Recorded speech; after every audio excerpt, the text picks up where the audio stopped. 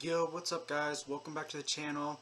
Today we're continuing our off-season review and outlooks. We're starting with the Western Conference finally, and we're starting off with the Jazz. So, originally when I had made these little layouts, the Jazz didn't really do too much other than add Derek Favors, so I had them at like a B minus, C plus, because I felt like Derek Favors would be a pretty good addition. This team needed a backup big or someone you can switch it up for a different play style than what Gobert brings you. But now they signed Gobert to a max extension.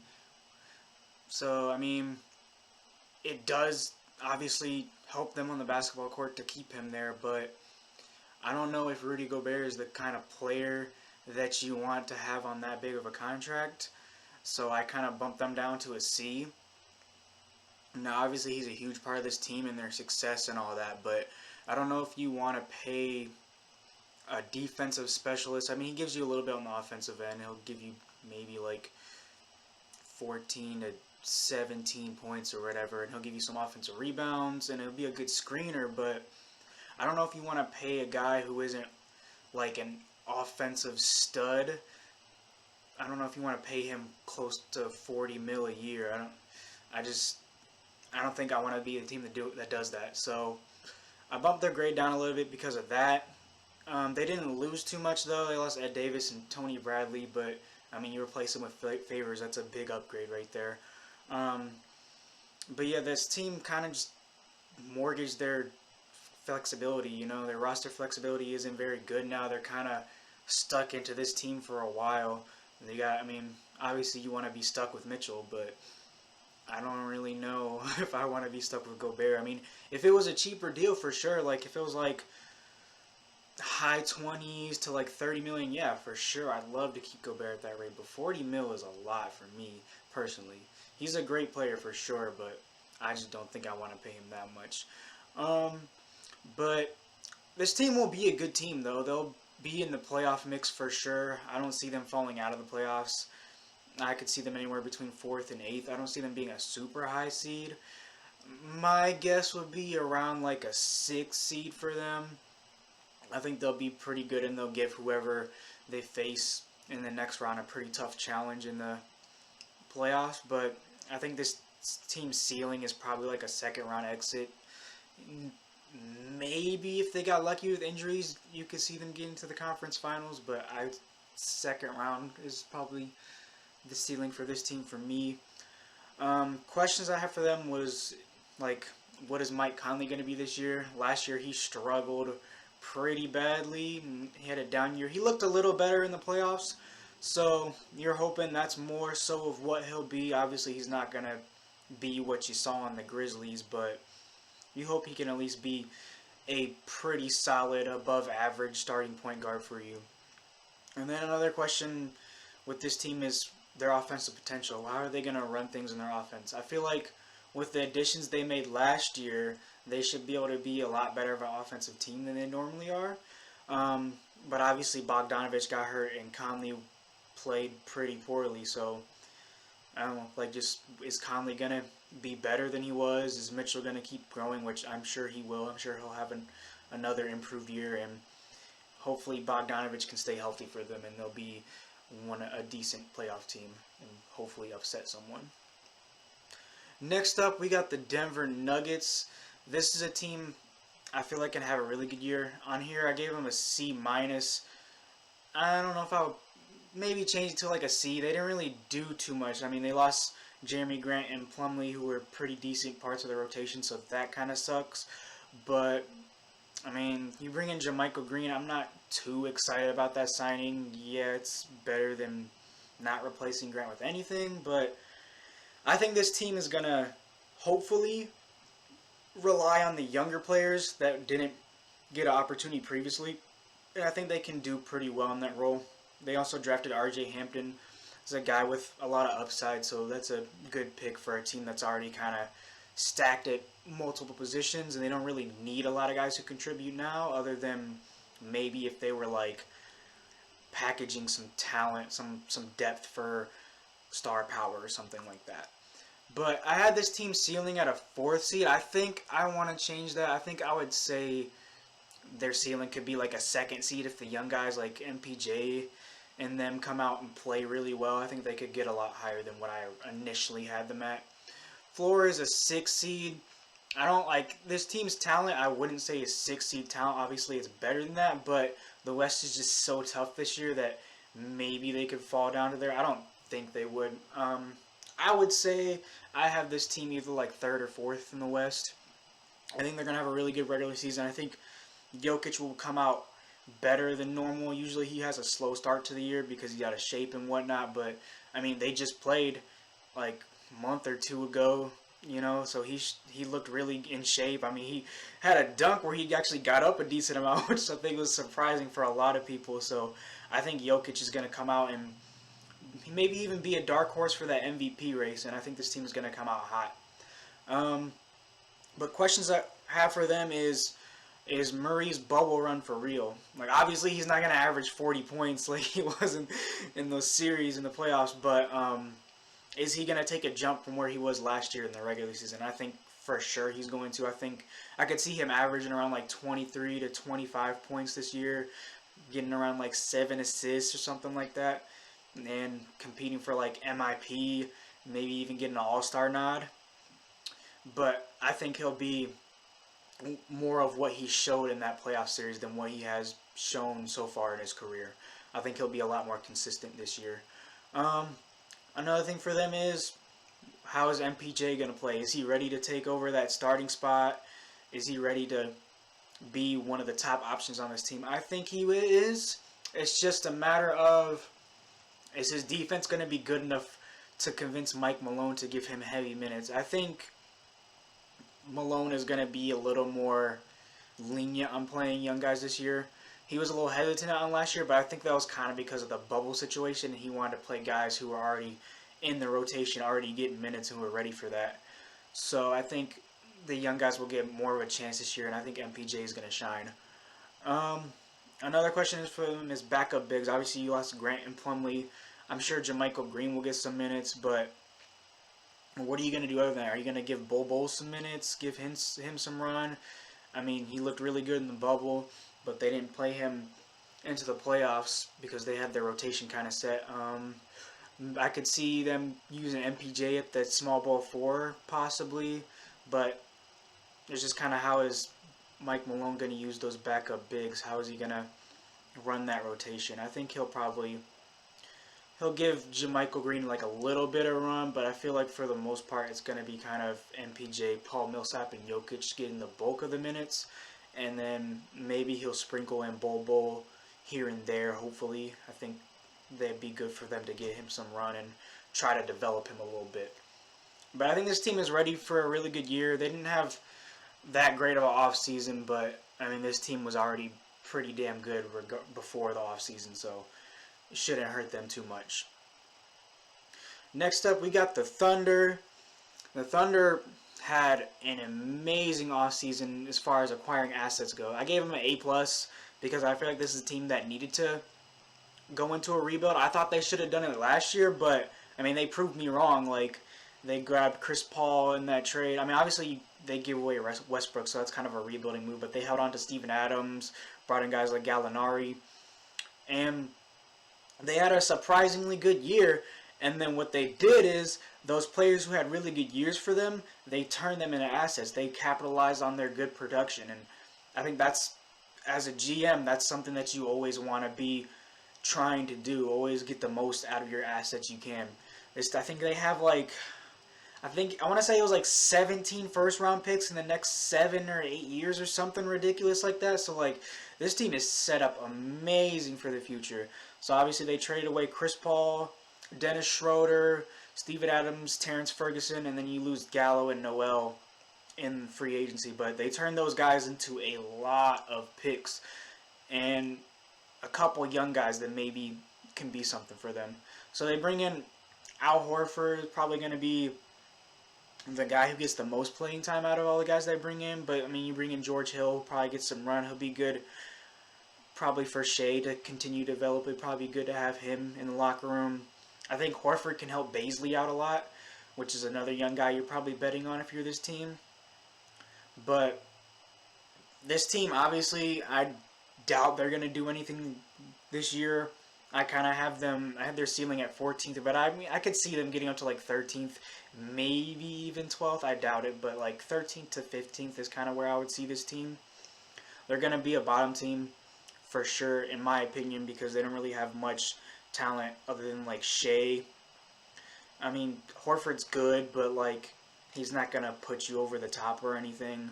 Hill is a okay backup, you know. Baisley, I think he can be good. I don't know how good he's going to be this year, but I think he'll take a jump, but I don't know if he's going to be enough to win you a good amount of games. But, I mean, that's kind of what you want to do if you're this team. You bottom out a little bit. You have a lot of young talent. You let these guys develop, bring in some veterans that can help them develop, and then hope you get another top pick maybe. But, yeah, I really like what Sam Presti did. Obviously, the main question for them is how are they going to capitalize on these assets that they acquired? Are you going to build through the draft? Are you going to hit on all your draft picks? Are you going to try to package some of these picks from some stars? I'm sure they will try to do that at some point, but it's just a matter of how soon you're going to do it. Are you going to give this team a couple years, get some rookies and young players, and then try to use your assets? Or are you going to try to cash in right away? I think they'll probably wait like a year or two and then try to cash in a little bit on these picks.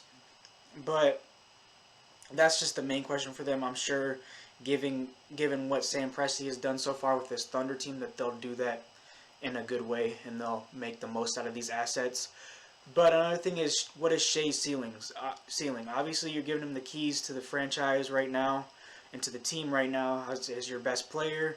They're going to try to run everything through him. And so far in the preseason, he looked comfortable with that, so that's a good sign for them.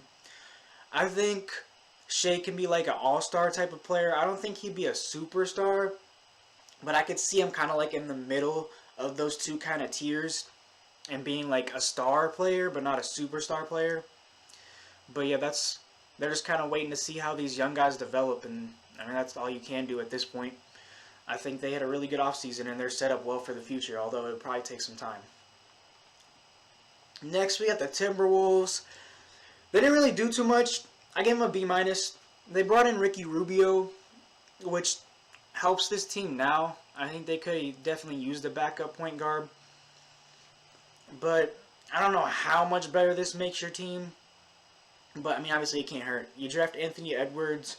I don't really know about him yet. I've been seeing a lot of people saying he probably has the highest bust potential in this draft. But I think we should give him some time to perform and see how he looks. He's struggled a little bit in the preseason, but he's improved a little bit each game, so that's a good sign. I'm not sure what kind of player he's going to be. I don't know how much of a opportunity he's going to get on this team either, because they have a lot of guys at similar positions. Their ceiling, I would say, is, I don't know. I put the 8 seed, but I don't know if I could really see that happening. But with the talent on the roster, if a lot of people overperform, they could get to that kind of a seed. And I got their floor at like 13th. I don't think they'll fall that far, but I think this team's defense is going to be bad yet again. And I don't know if their offensive capability is enough to make up for that. I think I'd see this team around like a 10th seed maybe. Maybe get into one of those play-in spots. I mean, you have guys like Cat and D'Lo, so if you get into one of those situations, who knows what could happen. Maybe you could get in and get that 8 seed or something. But I don't see this team having an amazing year. But I think they are on the right path. Like, you already have Cat. You bring in D'Lo. That's another young player who can kind of grow with Cat on that timeline. And then you just kind of have to hope Anthony Edwards turns out well for you. And you have like Malik Beasley, who had a really good year for them last year when he did play. I think he was averaging around like 20 a game. Obviously, we'll have to see this year if that was for real or not. But obviously, questions for this team is always going to be defense when you have Cat as your center. And now you bring in D'Lo, who's also not a good defender. And Anthony Edwards probably is going to struggle a little bit early on because he's a rookie. So obviously, defense is going to be a problem for them. Another question is, what is your wing rotation going to be? I mean, you got Anthony Edwards, Okogie, and Beasley. So who's going to get the bulk of your minutes there? I feel like they'll probably split it up kind of evenly. I think Beasley will probably get the most consistent role in the team because of his offensive game. And I could also see Okogie getting um, a consistent role as well, given his defense, and that's something this team lacks. But, I mean, you could play two of them at the same time, which is probably what they'll do. But I'm just kind of curious as to see who they're going to bet on giving more of a role in this offense. Um, Another thing is their power forward position. I don't really know what they're going to do there. Like, I feel like they'll probably play Hernan Gomez just for the spacing, but I think you got to try to look and see if there's any way you can upgrade that spot, because that's obviously you're kind of going to struggle defensively with Towns, and then putting Hernan Gomez next to him isn't really going to help because he doesn't really have too much size. I mean, he's not a terrible defender, but I don't. I mean, obviously you want the spacing, and they don't really have too many better options right there, anyways. But I think you got to look for some way, if any, you can improve that position. And I think that's going to be one of their biggest needs to address this season. But I gave them a B minus. They didn't have a terrible offseason, but I was kind of looking for this team to improve some other positions. But we'll see where they go from here. Lastly, we have the Portland Trailblazers. This is a team who has had one of my favorite off seasons. This team has always needed wing depth and like defenders along there, and also big man depth because these guys that they have keep getting injuries and stuff like that. So they bring in Robert Covington, who's going to help them a ton. He can play the 3 and the 4 for them, and at times, as he did with Houston, even if you want to put him at a small ball 5, I'm sure he can keep running that. But I think he'll be really good for them. He's probably one of the better team defenders in the league, and that's something that this team needs. I mean, they've been decent defensively at times, but that was more so when they had Aminu and Harkless for them. But so you bring in Covington, I feel like he's going to bring similar things that those guys gave for them, and he also give you he'll be better for you offensively than those guys would have been. He's a good shooter, although a little streaky at times, and he can even take it off the dribble a little bit here and there if he needs to. But I love this addition of Rocco. I mean, you give up a first, so you're kind of banking on him improving your team a lot, which I think he will. And then you also bring in Derrick Jones Jr., who's going to help you at that wing position as well. You kind of got a little 4-man rotation of wings now with Gary Trent, Carmelo, Jones Jr., and Rocco, and a lot of these guys can play multiple positions as well. Like Gary Trent, you could probably play at the 2 or the 3, and then the other 3 guys, you could play 3 and maybe even 4 for most of them. So I think this gives this team a lot of versatility. You're just going to have to kind of figure out what your solidified rotation is. Obviously, it'll change from team to team, but you'll want these guys to know what their role is so they're ready to come out and perform and can do their best. But I like this combination of guys. Like, they weren't going to go out and get an elite wing, so this is the next best thing. Have a bunch of guys who are really good but not great. So I like this look for them a lot.